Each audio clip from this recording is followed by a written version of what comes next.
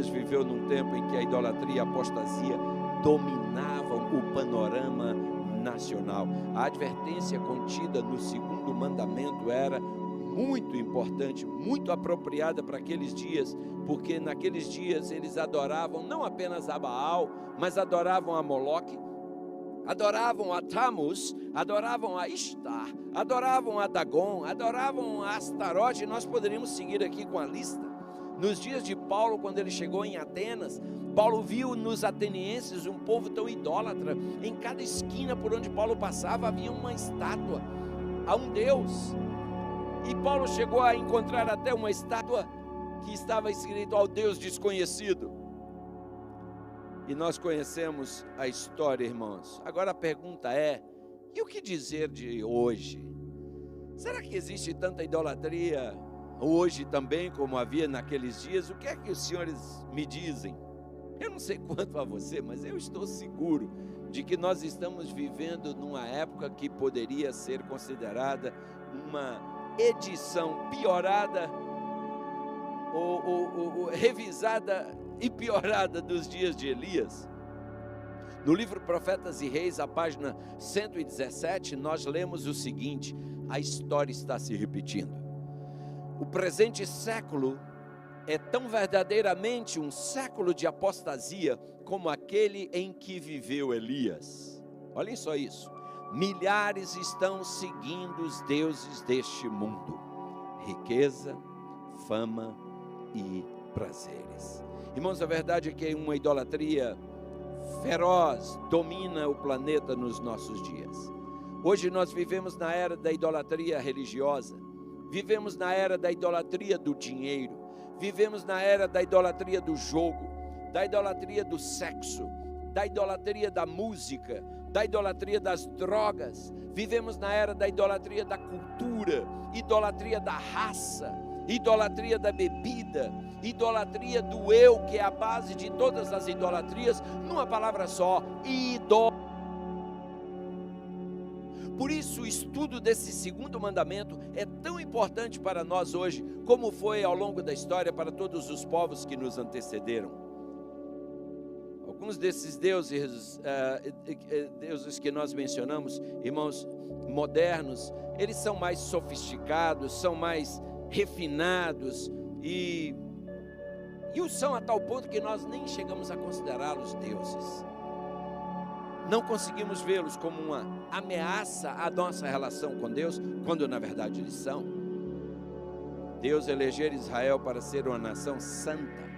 Por isso Deus deu-lhes uma lei para que pudesse guiá-los, para que vivendo em obediência a ela, eles se conservassem santos. Mas eles falharam, irmãos, lamentavelmente. Ao invés de prestar culto ao único Deus verdadeiro, cultuavam aos Baalins, a Astarote, cujas imagens podiam ser vistas em quase cada canto da nação israelita. O salmista nos mostra o grande perigo da idolatria no Salmo 115, versículo 8, porque ele diz: tornem-se semelhantes a eles os que os fazem e todos os que neles confiam. A versão King James, inclusive, traduz esse salmo assim, ou traz esse salmo assim: aqueles que os fazem são semelhantes a eles, assim como os que neles confiam. O apóstolo São Paulo, irmãos, corroborando com esse pensamento, escreve em Romanos capítulo 1, e eu vou convidar você a ler comigo dos versos 21 ao 28, leia comigo por favor, Romanos capítulo 1, versículos 21 até o verso 28, veja só o que diz o apóstolo São Paulo. Suas palavras aqui são as seguintes: Romanos capítulo 1, a partir do versículo 21, ele diz: portanto, tendo conhecido a Deus, não o glorificaram como Deus, nem lhe deram graças. Antes, em seus discursos se desvaneceram, e o seu coração insensato se obscureceu. Dizendo-se sábios, tornaram-se loucos. E mudaram a glória de Deus, do Deus incorruptível, em semelhança da imagem de homem, corruptível, e de aves, e de quadrúpedes, e de répteis, pelo que também Deus os entregou à concupiscência do seu coração, à imundícia, para desonrarem o seu corpo entre si. Pois mudaram a verdade de Deus em mentira e honraram e serviram mais a criatura do que ao Criador, que é bendito e eternamente. Amém. Pelo que Deus os abandonou às paixões infames, porque até as suas mulheres mudaram o uso natural, no contrário à natureza. E semelhantemente também os varões, deixando o uso natural da mulher, se infamaram e em sua sensualidade de uns para com os outros, varão com varão, cometendo torpeza e recebendo em si mesmos a recompensa que convinha ao seu erro. E como eles se não importaram de ter conhecimento de Deus, assim Deus os entregou a um sentimento perverso para fazerem coisas que não convêm. Irmãos, não seria essa uma das razões de estarmos vivendo no mundo onde os valores morais, sociais, familiares, culturais e religiosos estejam tão corrompidos e tão deteriorados? Amados, um cientista social, ele descreveu o panorama religioso dos nossos dias nessas palavras. Ele disse: edificam-se igrejas, mas os homens não têm tempo de nelas ir adorar. E seguindo ele disse: empregam-se conselheiros espirituais, mas recusam-se a ouvir-lhes os conselhos. E disse mais: compram-se Bíblias, mas ninguém as lê. Dizem crer em Deus, porém sua presença não é notada em suas vidas. Irmãos, isso me traz à memória as palavras de Jesus em Mateus 24, versículos 37 e 38. Ele disse: porque assim como foi nos dias de Noé, também será na vinda do Filho do Homem. Sim, amados, a primeira coisa que Elias fez para iniciar um reavivamento e uma reforma entre o povo de Deus foi reparar o altar do Senhor. Quantas vezes nós lemos a respeito, ouvimos falar sobre e até testemunhamos, irmãos, de lares cristãos sendo desfeitos por esse monstro chamado divórcio. Ó, amados, vidas têm sido dilaceradas, corações despedaçados, tudo porque nós temos erigido nichos dentro de nossas casas aos deuses deste mundo, ao passo que o altar do Senhor continua sempre apagado, em ruínas, destruído. Amados, sempre que o altar do Senhor está em ruínas, sempre que o altar do Senhor está apagado, um negro manto de luto se abate sobre um povo, sobre uma nação, sobre uma família, sobre uma igreja, sobre um indivíduo. E quando isso acontece, irmãos, pecado e confusão passam a reinar absolutos na teoria e na prática.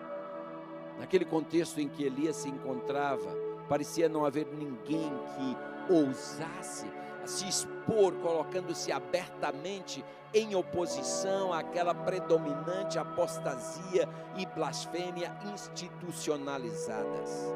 Sim, meus amados, no livro Profetas e Reis, a página 122, nós lemos: com o perigo da própria vida, Elias cumpriu destemidamente sua missão. Ó, irmãos queridos, quanto mais, assim, naqueles dias, homens como Elias eram necessários, quanto mais hoje, imaginem. E voltando à leitura de 1 Reis 18, 21, nós lemos: então Elias se chegou a todo o povo e disse: até quando cocheareis entre dois senhores? Até quando cocheareis entre dois pensamentos? Se o Senhor é Deus, seguiu.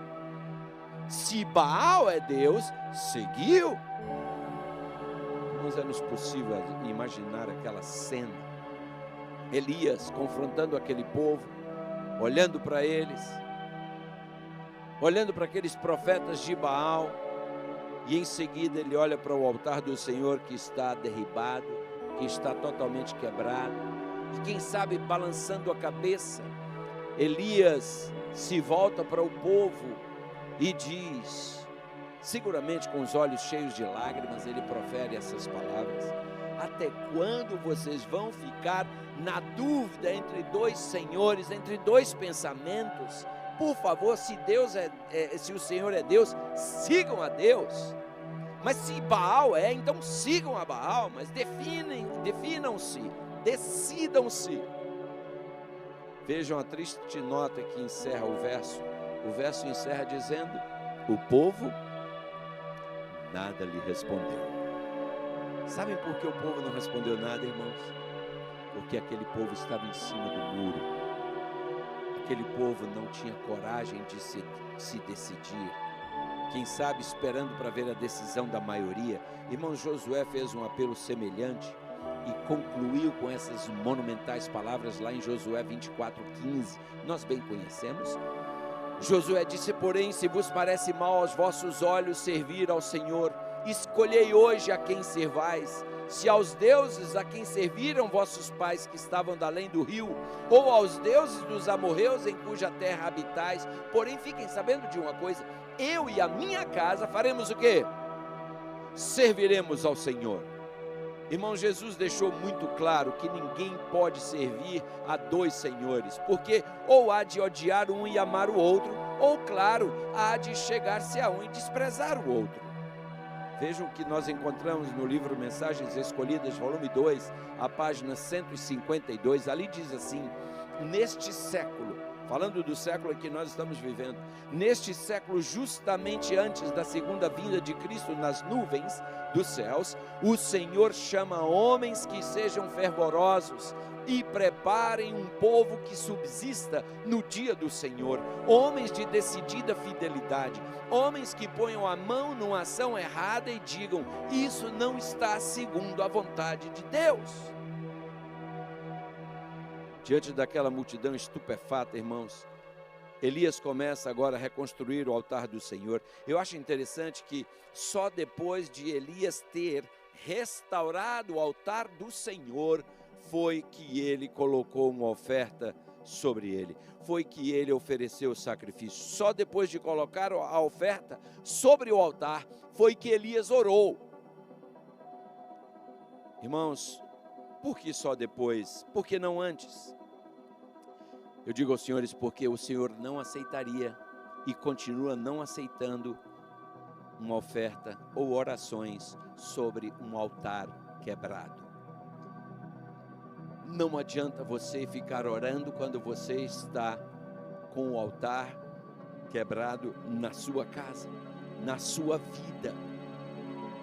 De que nos adianta orar quando nós estamos vivendo no pecado? Jesus deixou bem claro que Deus não ouve a pecadores, mas se alguém faz a sua vontade e é temente a Ele, a estes Ele ouve. Sabem, às vezes as pessoas estão brincando com Deus, estão no pecado, e porque não desce um raio do céu e fulmina na hora, eles acham que Deus não está muito preocupado, Deus não tem nada contra. Afinal, veja, está tudo bem entre nós. Irmãos, Salmo 66, versículo 18 nos lembra: se eu atender a iniquidade no meu coração, o Senhor não me ouvirá. Através do profeta Malaquias, Deus nos convida a voltarmos para Ele. Eu tenho falado muito sobre isso aqui no capítulo 3, verso 7 de Malaquias, para só depois no verso 10, Deus dizer: agora traga suas ofertas. E aí Ele promete que vai abrir as janelas dos céus e derramar bênçãos. Irmãos, o que é que está acontecendo conosco hoje? Porque nós oramos e parece que nada muda.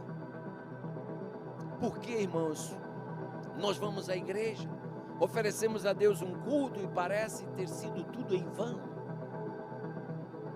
O Senhor não responde, irmãos, quando nós oramos sobre um altar quebrado, quando oramos sobre um altar dividido. A gente pode até cobri-lo com flores, ou como fez Caim, cobri-lo com frutas das mais belas, cobri-lo com lágrimas e até com sangue, como fizeram aqueles profetas de Baal, aqueles sacerdotes de Baal ali, mas Deus não responderá. Podemos até cobrir o altar com dízimos e ofertas, irmãos, ouro e prata, e o Senhor continuará surdo ao nosso clamor. Poderemos cobrir o altar com lindas canções, melodias sublimes, com as vozes as mais entoadas, instrumentos os mais afinados, e ainda assim Deus não ouvirá. Irmãos, quando nós experimentarmos o verdadeiro reavivamento e a reforma que Deus quer ver em nossas vidas, quando nós decidirmos viver como Ele quer que nós vivamos, quando nós decidirmos ser radicalmente fiéis a Ele, irmãos, esperem ver milagres, porque esses milagres acontecerão. Nós iremos orar e ver fogo descer dos céus, consumir o altar, consumir a lenha, a oferta, as pedras e lamber a água à volta. O impossível vai acontecer. Mas primeiro, irmãos, nós temos que preencher as pré-condições. Por que você não decide consagrar sua vida a Deus hoje?